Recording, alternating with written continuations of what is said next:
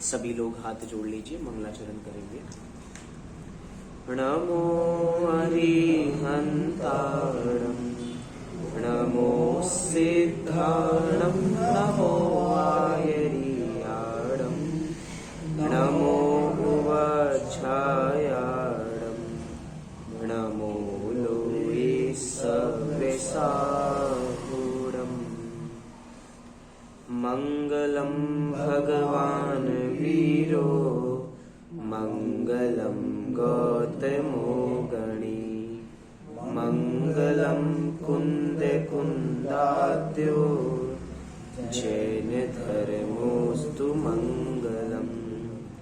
सर्वमंगल मांगल्यम सर्वकल्याणकारकम प्रधानम सर्वधर्माणां जैनं जयतु शासनम् जैनं जयतु शासनम्। हम सभी के बीच में मुनिराज योगेंदु देव द्वारा विरचित अपभ्रंश भाषा का बहुत ही आध्यात्मिक ग्रंथ, आत्मा से जोड़ने वाला ग्रंथ योग सार जी हमारे सामने विराजमान।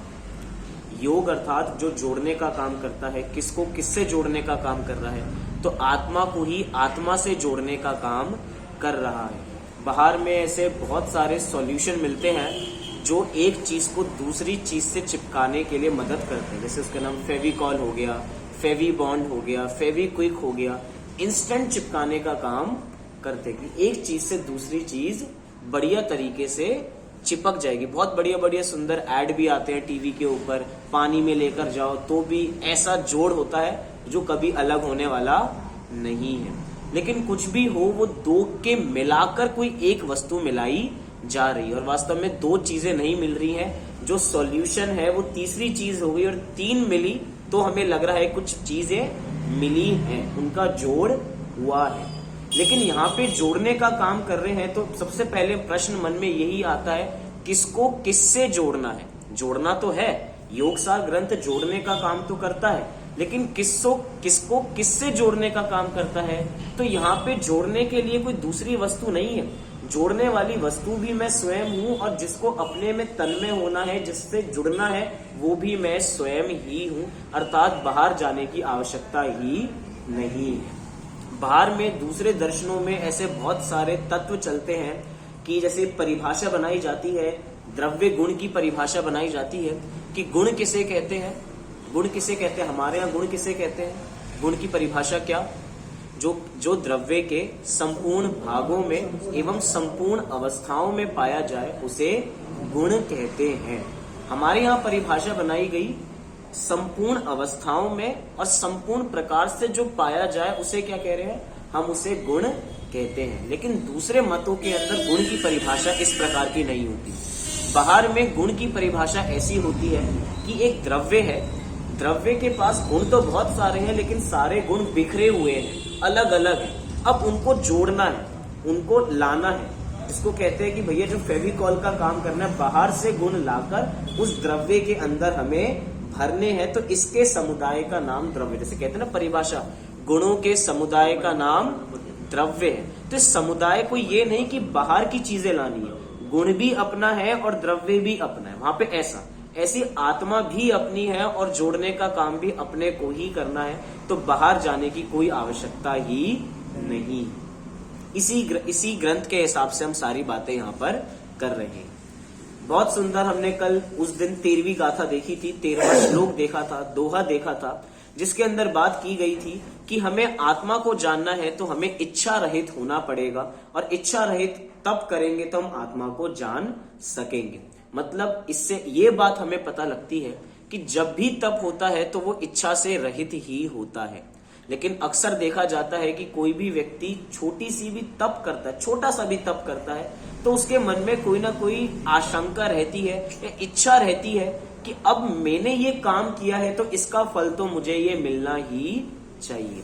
लेकिन हमारा दर्शन ऐसा नहीं है कि जो फल देने की बातें करता हो कि आप ये करोगे तो आपको ये मिलेगा, आप ऐसा करोगे तो आपको ये चीजें प्राप्त होने वाले। इच्छा का काम ही नहीं है। हम इच्छा रखेंगे तो जो काम कर रहे हैं वो भी पाप का बंध हम तुरंत कर लेते हैं। हम उपवास करते हैं तो इस दृष्टि से नहीं कि ज्यादा पुण्य बंध जाएगा, उपवास भी इस दृष्टि से नहीं करना कि पुण्य ज्यादा बंध जाएगा। क्यों नहीं करना? क्योंकि वो बंधना ना बंधना उसके ऊपर है, हमें तो अपने परिणामों को संभालना है। हम उपवास भी क्यों करते हैं, हम षट आवश्यकों का पालन भी क्यों करते हैं? मात्र अपने परिणामों को संभालने के लिए। बाहर में क्या हो रहा है, बाहर में कुछ चीजें मिल रही हैं या नहीं मिल रही हैं, साता वेदनीय का उदय चल रहा है या असाता वेदनीय का उदय चल रहा है, या साता वेदनीय मतलब असाता वेदनीय को साता वेदनीय में बदलने के लिए बहुत लोग उपवास करते हैं, बहुत सारी क्रियाएं करते हैं, ऐसा होगा तो ऐसा हो जाएगा। अब बड़े बड़े तीर्थ स्थल पे जाओ, आप हसनापुर जी जाओ और हसनापुर जी के बहुत बड़े बड़े शब्दों के अंदर लिखा है आप भक्तांबर का ये पाठ करोगे तो आपको ये चीजें मिलेंगी, आप इतनी बार पाठ करोगे तो ये चीजें प्राप्त होंगी। ये सब क्या है? ये सब ये जो हमें फल मिले। जीव फल की इच्छा से कोई भी कार्य करेगा तो कोई कार्य सिद्ध होने वाला नहीं है। जो कुछ सिद्धि होगी मात्र परिणाम के आधार से ही होगी। ये बार बार परिणाम की बात हम इसीलिए कर रहे हैं क्योंकि आचार्य देव भी 14वें दोहे के अंदर परिणाम की ही चर्चा करने जा रहे हैं। वे परिणाम के साथ ही हर बात सिद्ध करेंगे। 3 चीजें हमने अक्सर सुनी होंगी, क्रिया, परिणाम और अभिप्राय। पंडित जी ने मतलब पंडित टोडरमल जी ने मोक्ष मार्ग प्रकाशक ग्रंथ में भी इन 3 शब्दों को बहुत हाईलाइट किया। क्या? फिर से बोलता हूं कि पहला क्रिया, फिर परिणाम और फिर अभिप्राय। अब उसकी चर्चा लेके ही यहाँ पे एक बहुत सुंदर छंद लिखा गया है। पहले हम इस छंद की चर्चा करते हैं, उसके बाद उसकी बात करेंगे। आप सभी के सामने 14वां दोहा यहाँ पर दिखाई दे रहा है।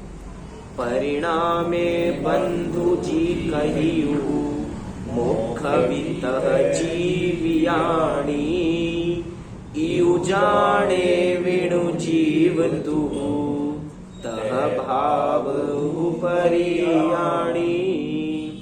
परिणाम से ही बंध है और मोक्ष भी परिणाम से, यह जान कर हे भव्य जन परिणाम को पहचानिए। 1400 वर्ष पुरानी ये बात है, ये आज की बात नहीं। कितने साल पुरानी बात है? 1400 साल पहले तो आचार्य देव ने इस बात को ग्रंथों में लिखा था।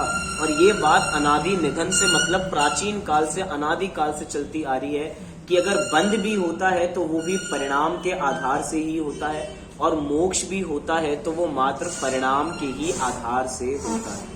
मतलब परिणाम ही है जो संसार में बंधन का काम भी कराता है, और एक ही परिणाम वो है जो संसार से मुक्ति मतलब कि संसार से छुटा के हमें मुक्ति दिलाता है। तो ऐसा परिणाम में क्या विशेष है जो क्रिया में विशेष नहीं है? ऐसा क्या है जो सारे जीव मात्र क्रिया क्रिया में ढूंढते हैं, वो उनको परिणामों में कभी मिल पाता नहीं है। अगर हम परिणाम के बदले में क्रिया लगा के देखें, क्रिया से ही बंध है और मोक्ष भी क्रिया से, अगर ऐसा होने लगता तो विचार करना चाहिए कि मुनिराजों की क्रिया जो 9वें ग्रहवेग तक पहुंच जाते हैं, मिथ्या दृष्टि मुनिराज, एक तरीके से 28 मूल गुणों का पालन हमें बाहर से सब कुछ बढ़िया दिखाई दे रहा है। ऐसा वर्णन मिलता है कि इतनी प्रैक्टिस हो जाती है, इतनी प्रैक्टिस हो जाती है कि अगर एक चीरा भी लगा दिया जाए उसके बावजूद भी आंखों की जो कोरे हैं वो बिल्कुल लाल होती नहीं है। इतनी प्रैक्टिस, 28 मूल गुणों का बिल्कुल बढ़िया पालन।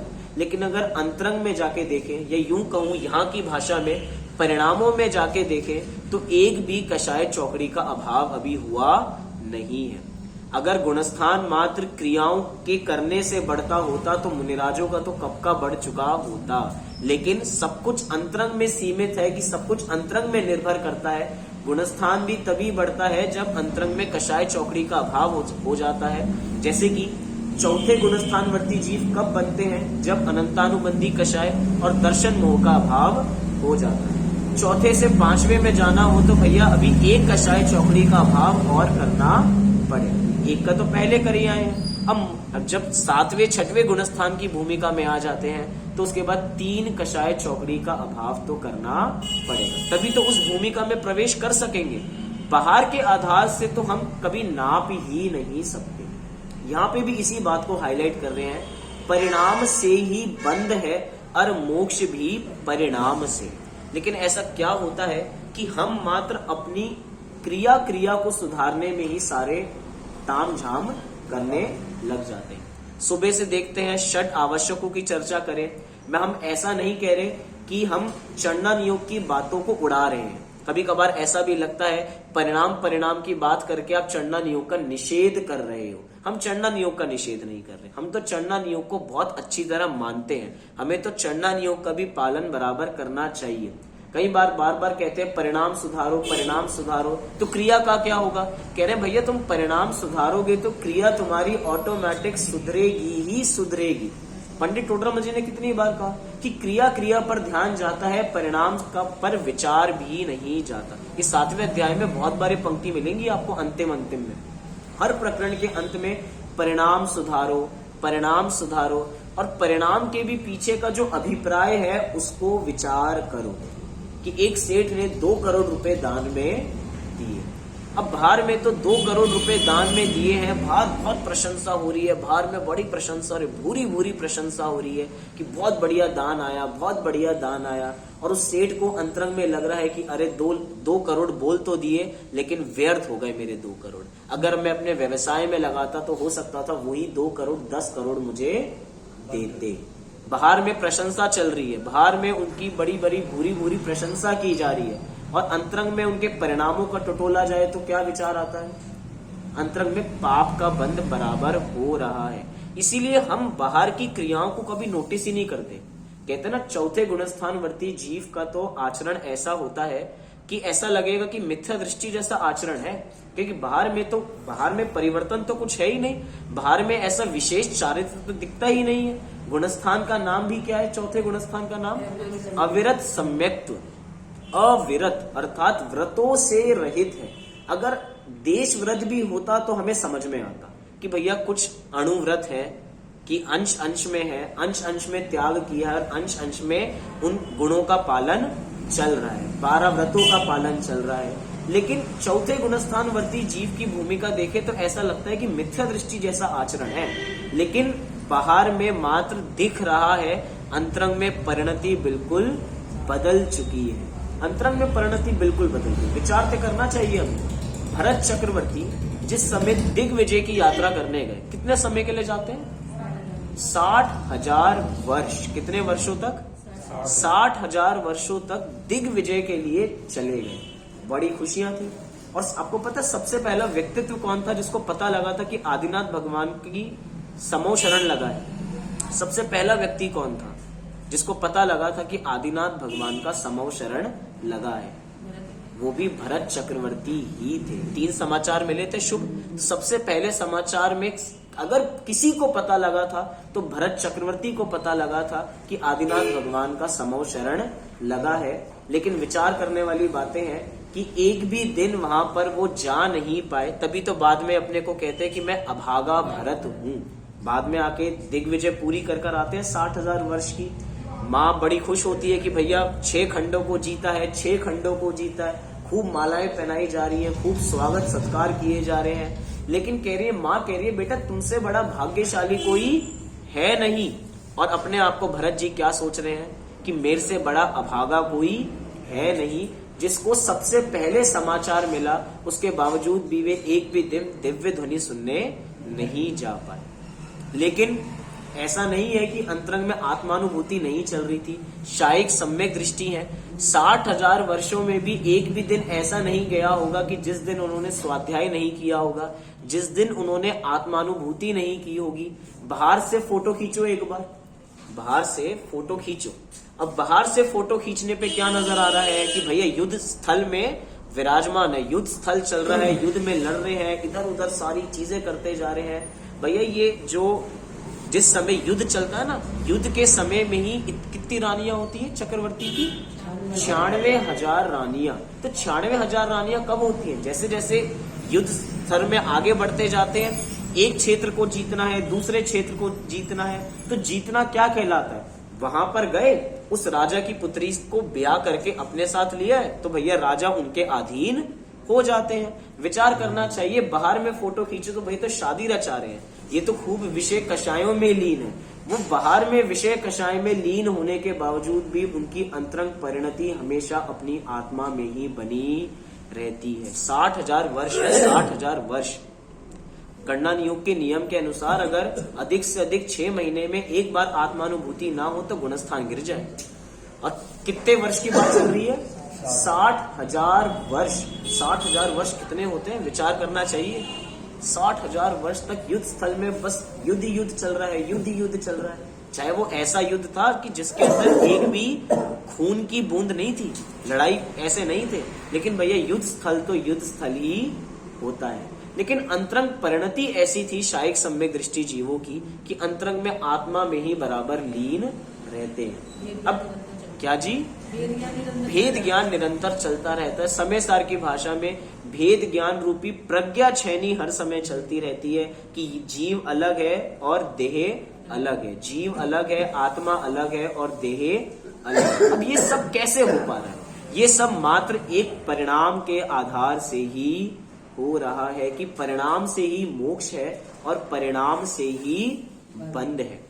हमने अक्सर ये उदाहरण हम देते भी हैं, कक्षाओं में भी दिया जाता है। बच्चों को जब पढ़ाते हैं, कुछ बच्चे ऐसे होते हैं जो कक्षा में तो बैठे होते हैं, मतलब उनकी बॉडी तो प्रेजेंट होती है लेकिन माइंड उनका कक्षा में नहीं होता, मतलब दिमाग नहीं है लेकिन बॉडी बिल्कुल विराजमान है। Present body, absent mind. अब विचार करना, बाहर में तो हमें दिख रहे हैं कि यहीं पर बैठे हुए हैं, लेकिन अभी भी दिमाग कहाँ लगा हुआ है? दिमाग घर की कामों में लगा हुआ है, गृहस्थी में लगा हुआ है, व्यापार में लगा हुआ है। बैठे यहाँ, लेकिन काम धाम कहाँ चल रहा है? विचार कहाँ चल रहे हैं? विचार वहां। लोगों को लगेगा कितने बड़े धर्मात्मा है, बराबर स्वाध्याय के लिए आते हैं, खूब स्वाध्याय करते हैं, लेकिन अगर अंतरंग परिणामों को देखा जाए तो भैया यहाँ तो बैठे ही नहीं है। ध्यान तो ये है कि बस क्या होता है ना, रूटीन होता है ना, रूटीन। कभी कभार ये होता है हम लोगों के साथ कि हमने स्वाध्याय को भी हम रूटीन बना लेते हैं, हमने रूटीन में डाल दिया, अब हमें उसकी आदत लग गई है। अब ये तो हमें करना ही है, बस हम स्वाध्याय करके आएंगे तो हमें अच्छा लगेगा, हम स्वाध्याय करके आएंगे तो हमें अच्छा लगेगा। वो आदत में ऐसा डल गया, बस वो आदत बन के रह गई। वो एक तरीके से हमारे लिए ऐसा नहीं लगा कि इससे हमारा कल्याण होगा। अब आदत में डल गई तो नियम बन गया। जैसे सेम चीजें हैं, जैसे रोज खाना खाते हैं, हमने स्वाध्याय को भी ऐसा समझ रखा है कि ये भी विषय कषाय की तरह है। कहते हैं ना कि भैया अगर हमने स्वाध्याय को भी मात्र कर्ण इंद्रिय का विषय बना के छोड़ दिया तो बाहर में गाने सुनना और बाहर से ही ऐसे कानों में स्वाध्याय जाना, दोनों क्या एक बराबर नहीं है? विचार करना। कर्ण इंद्रिय का ही तो विषय बनाया, यहाँ पे आपको दिखाई दे रहा है, तो नेत्र इंद्रिय का विषय बना के छोड़ दिया कि भैया नेत्र इंद्रिय से हमने बड़ा अच्छा स्वाध्याय किया, हमने थोड़ा मन भी प्रयोग किया, लेकिन मन भी तो विकल्पात्मक विषयों को ही देखता है, वो अतीन्द्रिय विषय को तो नहीं देख सकता। वो एक तरीके से जो निर्विकल्प आत्मानुभूति होती है वो मन के माध्यम से तो होने नहीं वाली। कई बार हमने स्वाध्याय को भी मात्र क्या बना के रख दिया? पंच इंद्रिय के विषय कषाय बनाकर रख दिया। इसलिए कह रहे हैं कि परिणाम को संभालना है, बार बार परिणाम को संभालना है। एक परिणाम ही तो होते हैं जो कहां तक ले जाते हैं। पंडित टोडरमल जी की पंक्तियां हैं, एक परिणाम ही है जो नीचे तक ले जाते हैं, एक परिणाम ही है जो 11वें गुणस्थान तक लेके जाके भी नीचे गिर जाते हैं। 11वें गुणस्थान तक पहुंचे, लेकिन वो 11वां गुणस्थान ऐसा है कि भैया तो तुम्हें वहां से ऊपर नहीं जा सकते, वो उपशम श्रेणी है, शपक श्रेणी नहीं है। अब ऐसी श्रेणी चढ़ी तो नीचे तो बराबर आना ही पड़ेगा, परिणाम है। अब विचार करना कि वो 11वें गुणस्थान में आके ऐसे क्या परिणाम आते होंगे जो नीचे आ जाते होंगे। परिणामों का ही खेल है। 11वें गुणस्थान से नीचे गिरने के 2 कारण है। एक तो आपकी आयु क्षय हो जाएगी, 11वें गुणस्थान का काल पूरा हो जाएगा, और 11वें गुणस्थान का काल कब पूरा होगा? एक तरीके से विचार तो करें, जब अंतरंग में वैसे परिणाम ही नहीं है। अब परिणाम वहां तक तो पहुंच गए, उसके बाद नीचे गिर गए, परिणाम है। अब कहां से कहां लेकर जा रहे हैं? एक परिणाम। यहां से विषय कषाय में लेके जा सकते हैं, विषय कषाय से यहां पर लेकर आ सकते हैं। 2 व्यक्ति हैं, 2 भाई हैं, एक मंदिर जाता है और एक व्यापार करने के लिए दुकान पर जाता है। मंदिर वाला सोच रहा है वो मेरा भाई कितना बढ़िया है कि मंदिर के काम से बच गया और व्यापार में लग गया, खूब बढ़िया पैसे कमा रहा होगा। और जो दुकान खोल रहा है वो खोलते खोलते भी विचार कर रहा है मेरा भाई कितना सौभाग्यशाली होगा जिसको देव दर्शन करने को मिल रहे हैं। बोलो किसको पाप लग रहा है और किसको पुण्य लग रहा है? क्योंकि पुण्य और पाप का परिणाम भी तो ये परिणाम ही है। बोलो किसको पाप और किसको पुण्य। और इसी को दूसरे रूप में देखो, लोगों की दृष्टि में किसको पुण्य लग रहा है और किसको पाप लग रहा है। एक तरफ लोग उसको गाली दे रहे कि भैया अपने भाई से सीखो, तुम्हारा भाई रोज मंदिर जाता है, इतनी सब कुछ काम करता है और तुम सुबह सुबह 6 बजे दुकान खोलने आ जाते हो, 8 बजे दुकान खोलने आ जाते हो। कितनी आसक्ति है, कितनी आसक्ति है। उसको बार बार लगता है कि मुझे इधर आना चाहिए, उसको लगता है मेरा भाई कितना बड़ा सौभाग्यशाली है, उसको दुकान खोलने को मिल रही है। अब बाहर में प्रशंसा इसको मिल रही है, बुराई उसको मिल रही है। इसके यशस प्रकृति कर्म का उदय है, उसके अपयश प्रकृति कर्म का उदय है। लेकिन परिणाम कहाँ है? विचार तो ये है, कर्म का उदय तो चलता रहेगा। कर्म का उदय तो भरत चक्रवर्ती को सुनाने वाले भी लोग बहुत थे कि तुम भरत चक्रवर्ती, एक तरफ वो बाहुबली, अब उनको देखो, और एक तुम अपने को देखो। वो बात अलग है, बाहुबली तो पहले चले गए दिव्य ध्वनि सुनने के लिए, उनकी बहनें पहले चली गई, अरे उनके पुत्र पहले मोक्ष चले गए। अनंत वीर रे, आदिनाथ भगवान के पुत्र अनंत वीर रे पहले मोक्ष को प्राप्त हो गए। भरत चक्रवर्ती को भी सुनाने वाले तो सुनाने वाले हैं, सुनाते रहते हैं। लोगों का काम है कहना, कुछ तो लोग कहेंगे, लोग तो कहते रहेंगे, लेकिन लोगों के कहने से हम बदल जाएं ऐसा नहीं है। लेकिन मात्र कुछ भी है तो सब कुछ परिणाम पर ही आधारित है। अभी कैसे परिणाम है, बाद में कैसे परिणाम है। एक हम कहते हैं ना कर्णन योग का नियम है, कोई भी भाव अंतर मुहूर्त से ज्यादा नहीं रहता। मतलब क्या?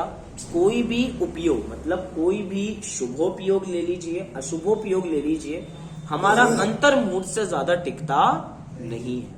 हम 3 घंटे की पिक्चर देखने जा रहे हैं तो 3 घंटे की पिक्चर देखना अशुभ काम है या शुभ काम है? अशुभ कार्य है। लेकिन उसके अंदर भी क्या हमें शुभ का परिणाम नहीं आता क्या? क्योंकि 3 घंटे की पिक्चर है, 3 घंटे में कम से कम 4 बार तो अंतर्मुहूर्त, बड़े वाला अंतर्मुहूर्त देखें तो बड़े वाला अंतर्मुहूर्त कितनी बार आ जाता होगा? अनेकों बार आता है। पिक्चर देखने में भी परिणाम बदल जाते हैं कि भैया हीरो की जब पिटाई हो रही होती है तो लगता है भैया हीरो नहीं पिटना चाहिए, तो अंतरंग में दया का भाव आता है ना। वो दया का भाव क्या है? वो शुभ का भाव है कि भैया ये ऐसा कार्य नहीं होना चाहिए था, उसके अंदर आता है। उस मूवी को छोड़ो, हम यहाँ पर अभी 40-45 मिनट स्वाध्याय करते हैं, रोज आप घर पे स्वाध्याय करते होंगे, तो क्या बराबर अंतर मुहूर्त तो हो जाता है ना? वो अंतर मुहूर्त तो हो जाता है स्वाध्याय हमारा। अंतर मुहूर्त भी हमारा स्वाध्याय नहीं हो पाता। समय में तो देख रहे हैं कि अंतर मुहूर्त हमारा हो गया, लेकिन कितनी बार अपना उपयोग टूटता है। जैसे कि आप लोग मुझे आधे घंटे से बराबर देख रहे हो क्या? जितने लोग बैठे हैं देख रहे हैं? हाँ जी कि ना जी? नहीं देख रहे आधे घंटे से? आधे घंटे से सब देख रहे हैं, लेकिन देख भी नहीं रहे। बार बार पलकें झपकती है ना, बोलो पलकें झपकती हैं, तो जो कह रहे हैं कि हाँ आधे घंटे से देख रहे हैं, हाँ आपको आधे घंटे से तो देख रहे हैं, लेकिन भैया कहाँ देख रहे हो? जिस समय पलक झपकी थी क्या उस समय मुझे देखा? लेकिन हमें फ्रैक्शन ऑफ सेकंड्स के बारे में हमें पता ही नहीं लग पाता कि हमारा उपयोग कब टूटता है। ये तो 1 सेकंड की बात है। पलक झपकने में कितना समय? 1 सेकंड लगा, 1 सेकंड में झपकी और उसके बाद हमारी खुल गई, फिर हमने आपको देख लिया, फिर हमने इस पीपीटी को देख लिया, फिर हमने पीडीएफ को देख लिया। ये पलक झपकना। उपयोग इससे भी ज्यादा सूक्ष्म है और उपयोग इससे भी ज्यादा जल्दी पलटता है। 1 सेकंड में हमारी आंखें झपकी तो मतलब हमारा अशुभोपयोग हुआ, हमारा अशुभोपयोग है। तो 1 सेकंड और 1 सेकंड के असंख्यात भेद करते हैं तो समझना हुआ 1 समय, और उपयोग हर समय बदलता है। सोचो उपयोग कितना सूक्ष्म है जिसकी हम यहाँ पे चर्चा कर रहे हैं। वो उपयोग ऐसा है जो हम पकड़ नहीं सकते, और जब पकड़ नहीं सकते तो सोचो उसमें विचार करना चाहिए कि परिणाम से ही बंद कह रहे हैं और परिणाम से ही मोक्ष कह रहे हैं, तो कितनी बड़ी बात है जो हम पकड़ भी नहीं पा रहे हैं, जिसको हमें पकड़ना है। ज्ञानी जीव अपनी आत्मा को पकड़ते हैं, अर्थात अपनी आत्मा का ध्यान करते हैं। तो कैसे करते हैं? अपनी आत्मा में बराबर ध्यान ही लगाए रखते हैं। अक्सर उदाहरण दिया जाता है, अक्सर हम ध्यान करने के लिए एकांत में बैठते हैं और साथ में माला जपने लग जाते हैं। अक्सर देखा जाता है बाहर में काम करते हैं तो उपयोग नहीं टूटता, लेकिन जिस समय माला का जाप जपते हैं पता नहीं उपयोग उस समय सबसे जल्दी टूटता है। कभी इधर भागता है, कभी उधर भागता है, कभी इधर जाता है, कभी उधर जाता है। कितनी जल्दी उपयोग टूटता है। कितना समय लगता होगा माला फेरने में? मैं तो इतनी ज्यादा नहीं फेरता, आप लोगों को पता होगा कितनी बार, कितना समय लगता है? 5-7 मिनट।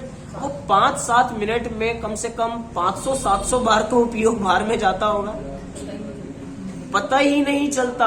और इधर से एक एक दाना आगे जाता जा रहा है। वो पंडित जी ने लिखा है, पंडित जी ने 7वें अधिकार में लिखा है कि आंखें मटकती रहती हैं, पाठ चलता रहता है, मतलब आंखों की पुतलियां चलती रहती हैं, मुंह से बातें बोलता जाता है और पता ही नहीं क्या विचार चलता रहता है। होता है ना, हमें वर्षों हो गए पूजन करते हुए, वर्षों हो गए स्वाध्याय करते हुए, सारी चीजें हमें बराबर याद हो गई और पूजन याद हो गई, विनय पाठ याद हो गया। हम पूजन करते हैं ना, तो विनय पाठ क्या है? विनय पाठ नाम क्या है? विनय पाठ, जिसको बहुत विनय से पढ़ना चाहिए। लेकिन क्या हो गया है कि इतनी रोज पढ़ते आते हैं तो इतना याद हो गया, तो इस विनय पाठ को हमने कैसे बना लिया कि भैया छोटे मोटे काम होते हैं, थाली लेकर आनी है, आप तो शुरू करो, अभी पूजन थोड़ी शुरू हुई है, आप विनय पाठ शुरू करो। विनय पाठ तो काम निपटाने के लिए, क्रियाओं को करने के लिए। ऐसा ही है क्या कि अभी तो भैया अभी थाली आ रही है, अभी ये हो रहा है, अरे चंदन रह गया, अरे वो रह गया, अभी ये रह गया, वो रह गया, ठीक है अभी तो विनय पाठ चल रहा है, अभी विनय पाठ चल रहा है। यह विधि ठाड़ो होए के प्रथम पढ़े जो पाठ। अरे प्रथम जो चीज पढ़ी जा रही है तो कितने उपयोग पूर्वक पढ़ी जानी चाहिए, विचार करना। परिणाम, पूजन कितनी देर में पूरी होती होगी? हम पूजन करने बैठे, शुरू से अंत तक हम पूरी पूजन कर रहे हैं, कितना समय लगता होगा पूजन में? 35-40 मिनट बराबर आराम आराम से कर रहे हैं, कोई हमें जल्दी नहीं है। अब उस 35 से 40 मिनट की पूजन के अंदर भी कितनी बार उपयोग टूटता होगा, हमें विचार कर। तो ये सबसे बड़ी बात है ना, चीजें हमें याद हो गई। कहा जाता है कि अगर हमें नमोकार मंत्र भी याद हो ना, तो हमें याद किया हुआ नहीं बोलना चाहिए, जो लिखा है उसको देख के पढ़े। देख के पढ़ेंगे तो कम से कम जो हमारा उपयोग है थोड़ी देर तो उन शब्दों पर जाएगा, और उन शब्दों पर जाएगा तो एक एक शब्द का विचार करने की हमें क्षमता आएगी। विचार करना है। हम नमो अरिहंताणम बोलते हैं तो आप एक बार देख के पढ़ना और बिना करे बोलना, तो देखना कितना अंतर जाता है, अंतर जाएगा, समझ में ज्यादा विशेष आएगा। अरहंताणम के अंदर कितना सब कुछ स्वरूप भरा हुआ है, मैं वो समझ में आएगा। लेकिन याद हो गया नमो अरिहंताणम, नमो सिद्धाणम, नमो ऐरियाणम, नमो वज्राणम और नमो लोए सव्य सावरम, इंटू 9 काम खत्म। ऐसे ही हो जाता है। विचार करना चाहिए। कह रहे हैं परिणाम से ही बंध है और मोक्ष भी परिणाम से। यहाँ पे परिणाम तो दोनों शब्द बार कॉमन किया, लेकिन जो बंध का परिणाम है और जो मोक्ष का परिणाम है, दोनों में जमीन आसमान का अंतर है। परिणाम है तो सब कुछ परिणाम पे, लेकिन बंध का परिणाम अलग है और मोक्ष का परिणाम अलग है। कह रहे हैं यह जान कर हे भव्य जन परिणाम को पहचानिए। मात्र अभी तो पहचानने की बात कर रहे हैं और भव्य जन को कह रहे हैं पहचानो तो अपने परिणाम को। एक एक समय के परिणाम को एनालिसिस करके देखो कि हमने उस समय के परिणाम में हमारे क्या भाव थे और क्या अभाव है।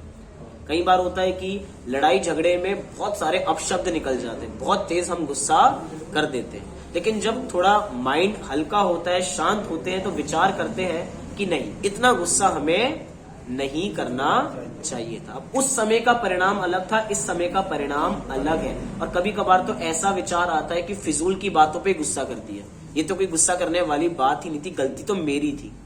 अब वास्तव में परिणाम की बात है कि परिणाम से ही बंध है और परिणाम से ही मोक्ष है।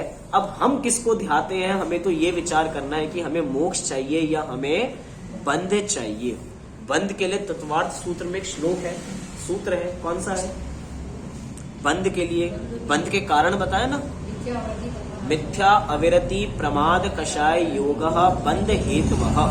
बंध के हेतु बताए, मिथ्यात्व, अविरति, प्रमाद, कषाय और योग। ये बाहर की जितनी चीजें हैं हमें सब समझ में आती हैं, लेकिन विचार करना ये बंध के कारण तो बताए। मिथ्यात्व, अविरति, प्रमाद, कषाय और योग। इन पांचों में भी अगर एक चीज कॉमन है वो है परिणाम। मिथ्यात्व में भी परिणाम, अविरति में भी परिणाम, प्रमाद में भी, कषाय तो खुद ही एक तरीके से परिणाम ही है, और योग। ये सब चीजें, सब में क्या कॉमन है? परिणाम, परिणाम और परिणाम। परिणाम कहते हैं ना, आप परिणाम क्या आया आपका, रिजल्ट क्या रहा आपका। एक परिणाम का ये भी तो अर्थ है रिजल्ट क्या रहा। हम अपने परिणामों का रिजल्ट खुद निकालें कि भैया अब हमारा रिजल्ट क्या रहा। अगर रिजल्ट नीचे आता है तो विचार करना और आगे अच्छा प्रयास हमें करना है। बहुत सारी बातें हम इसके ऊपर कर सकते हैं, सारी आध्यात्मिक चर्चाएं हैं, धीरे धीरे सारी यही चर्चाएं आएंगी। अभी हम अगला छंद देखते हैं, पहले इसका अर्थ यहां से देखते हैं। हे जीव, परिणाम से ही बंध कहा है और परिणाम से ही मोक्ष कहा है, अतः तू इस बात को अच्छी तरह जानकर अपने भावों को पहचान। अपने भावों को पहचान मतलब बार बार पहचानने की बात कही है। इसको पढ़ते हैं फिर अगले पे चलते हैं। परिणाम से ही बंध है और मोक्ष भी परिणाम से, यह जान कर हे भव्य जन परिणाम को पहचानिए। आइए अगला देखते हैं 14वें नंबर का 15वें नंबर का। अह पुणु अपाण विमुणहि पुण्यु करहि अशेष, तो विण पावहि सिद्ध सुहु पुणु संसारु हमेश। निज आत्मा जाने नहीं हर पुण्य ही करता रहे, तो सिद्ध सुख पावे नहीं संसार में फिरता रहे। फिर आपने वही बात चालू कर दिया आचार्य देव, पुण्य का निषेध आपने फिर प्रारंभ कर दिया कि पुण्य मत करो, पुण्य मत करो। अरे भैया पुण्य के निषेध करने की बातें नहीं चल रही है। देखो ऐसे लगेगा ना, निज आत्मा जाने नहीं और पुण्य ही करता रहे। आत्मा को जाने बिना बस पुण्य पुण्य करता जा रहा है, पुण्य पुण्य करता जा रहा है। अब इस पुण्य शब्द के बदले में कुछ रिप्लेस करो चीजें। पुण्य के बदले में ऐसे पढ़ो, निज आत्मा जाने नहीं और दान ही करता रहे। और चीजें लगाओ, निज आत्मा जाने नहीं और पूजा करता रहे। अभी ऐसे से लगा के देखेंगे ना और विशेष अर्थ ख्याल होगा। निज आत्मा जाने नहीं और तीर्थ वंदना करता रहे। क्या है कि पुण्य पुण्य शब्द कह के लोगों को लगता है कि हम तो पुण्य के विरोधी हैं, हम तो पुण्य के विरोधी हैं। हम उनसे पूछें कि अगर हम मात्र दान दान देते रहे, अगर हम मात्र पूजा पूजा करते रहे, अगर हम मात्र वैया वैया वृत्ति करते रहे, तीर्थ तीर्थ वंदना ही करते रहे, तो क्या हमारा कल्याण होगा क्या? यहाँ पे कह रहे हैं हम पुण्य का निषेध नहीं कर रहे, पुण्य होगा, सब कुछ होगा, हर काम होता है भूमिका अनुसार। जिसकी जैसी भूमिका होगी वैसा कार्य ऑटोमेटिक होगा ही होगा। लेकिन हमारा लक्ष्य क्या है, हमें एक बार विचार तो करना चाहिए। हम आत्मा को ध्याए बिना, आत्मा को पहचाने बिना मात्र पुण्य पुण्य करते रहेंगे तो कभी भी आत्मा की प्राप्ति होने वाली नहीं है। क्यों? क्योंकि आत्मा अलग है और पुण्य अलग है। आत्मा अलग, इंटरेस्ट नहीं आएगा जाने बिना आत्मा को। हाँ, पुण्य को करने मतलब एक तरीके से पुण्य करने में या पुण्य होने में इंटरेस्ट नहीं आएगा जब तक आत्मा को नहीं जानेंगे। एक तरह से कहते हैं ना, तप जो मिथ्या दृष्टि जो तप करता है उसे बाल तप कहते हैं। बाल तप माने मिथ्या दृष्टियों का जो तप होता है, अज्ञानियों का जो तप होता है, जो बिना जान पहचान के किए जा रहे हैं। हम भी पुण्य किए जा रहे हैं, पुण्य किए जा रहे हैं, लेकिन ये नहीं पता कि हम तो पुण्य को त्यागने के लिए सारे काम कर रहे हैं। हम पूजन करते हैं ना, कहते हैं पुण्यम जुहोमि। जब विनय पाठ पढ़ते हैं तो विनय पाठ संस्कृत वाला, संस्कृत के विनय पाठ से देखें तो लिखा है अंत में, मैं क्यों कर रहा हूं पूजन, सम्यक पुण्यम जुहोमि, पुण्यम जुहोमि।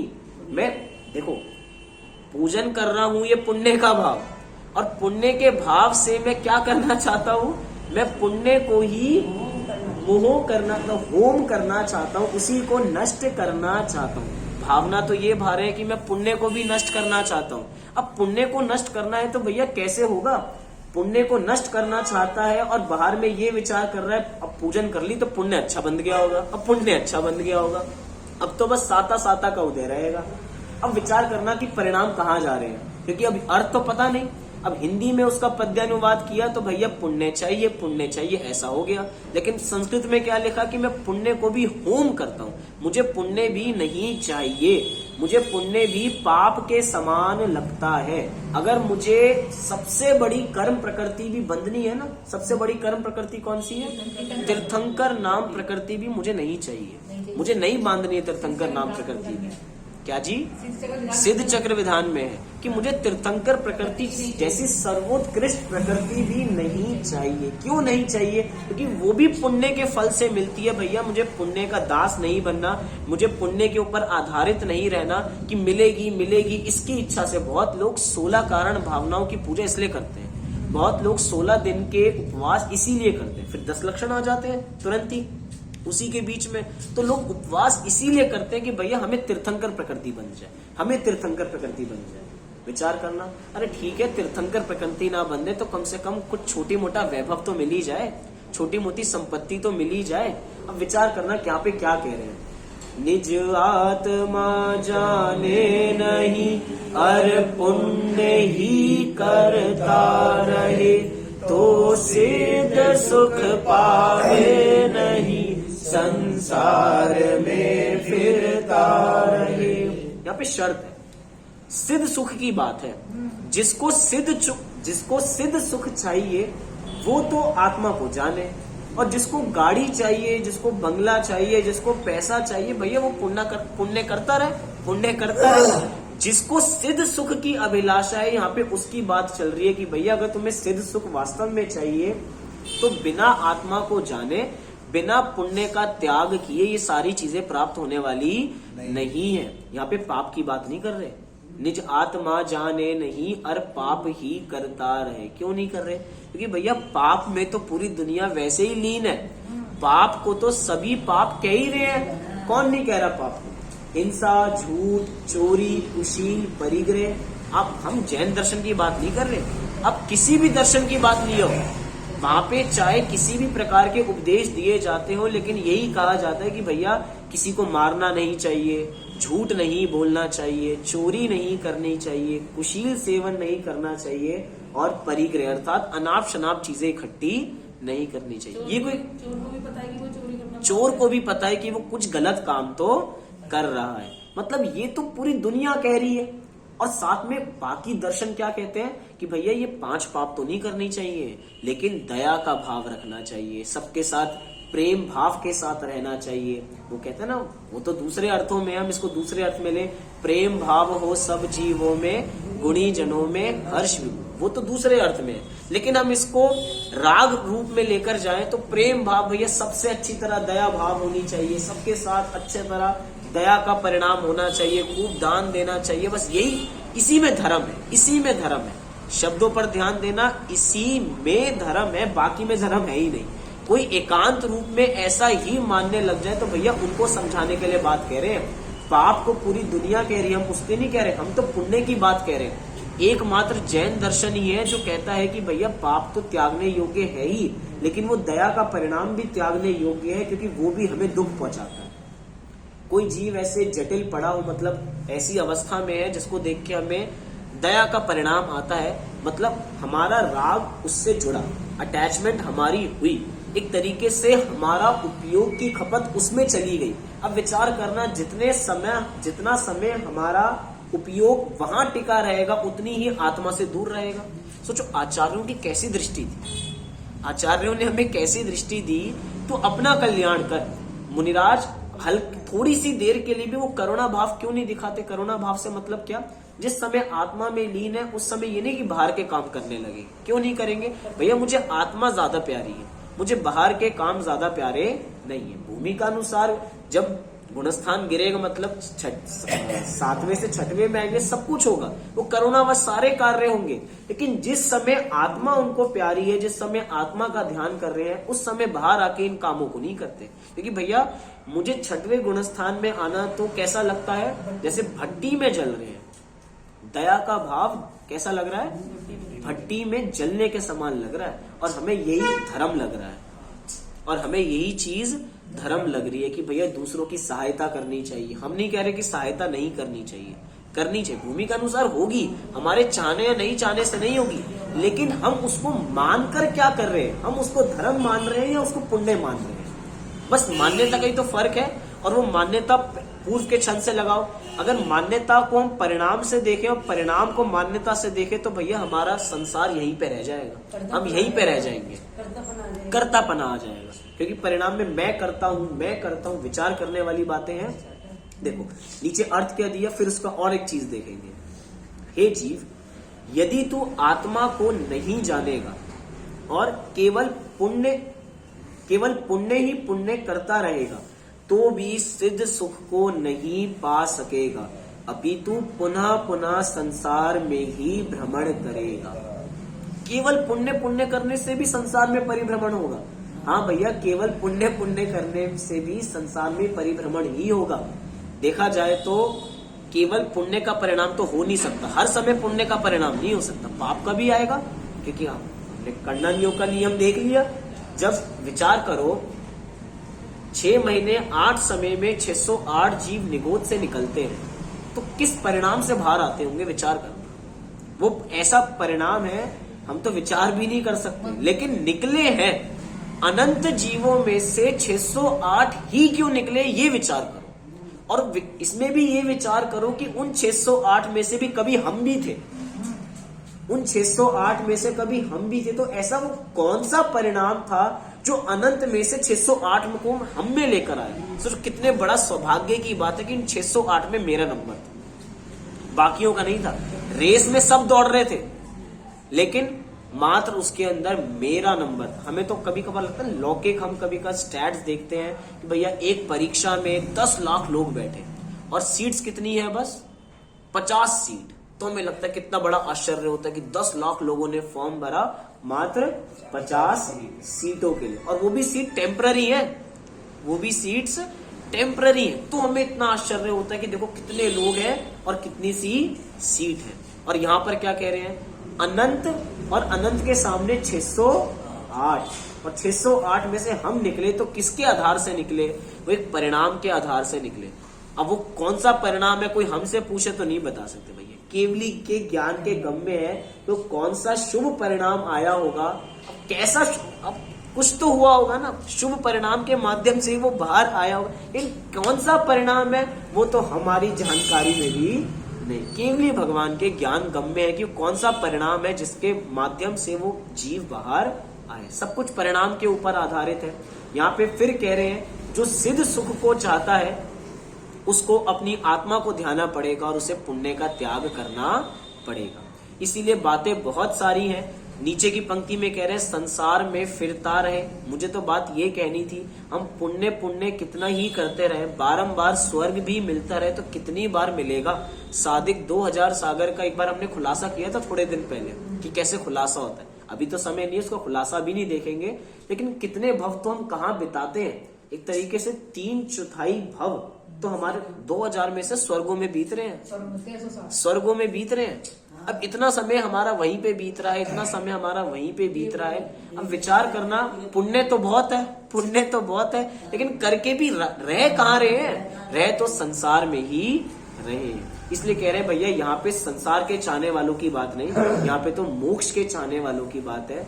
हमें तो मोक्ष चाहिए तो हमें पुण्य को छोड़ना पड़ेगा और अपनी आत्मा को ध्याना पड़ेगा। और विशेष व्याख्या हम कल के दिन बराबर देखेंगे। अभी दूसरी कक्षा भी है 8:30 बजे से, इसकी वजह से आज का स्वाध्याय हम इसी समय पे पूर्ण करते हैं। ऐसे कल भी बस 2 दिन, हफ्ते में 2 दिन कक्षाएं होती हैं, वो इसकी वजह से अभी केम स्वाध्याय को पूर्ण करते हैं।